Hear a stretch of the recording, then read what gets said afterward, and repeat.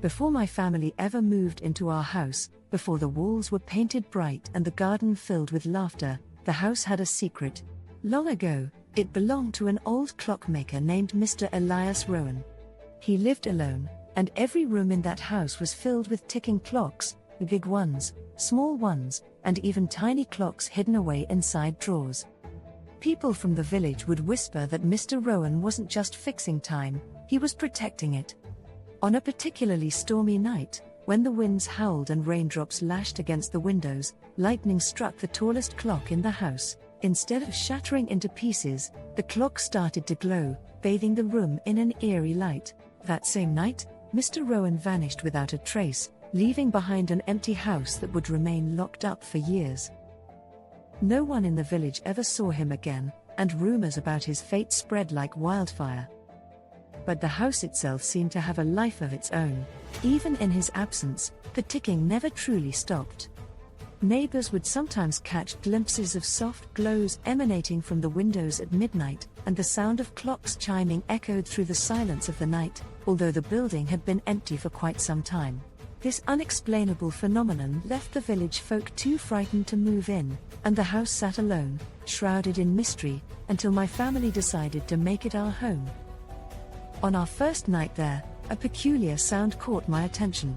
It was a soft, persistent tick. Tick. Tick.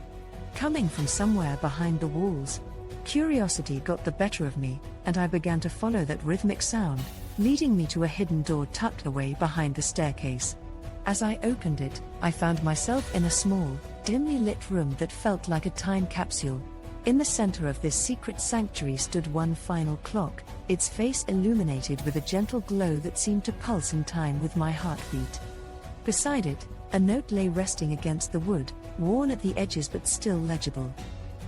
I picked it up, and my heart raced as I read the words penned by Mr. Rowan's hand: "This house remembers time so others don't lose it." As I finished reading, an unsettling stillness enveloped the room.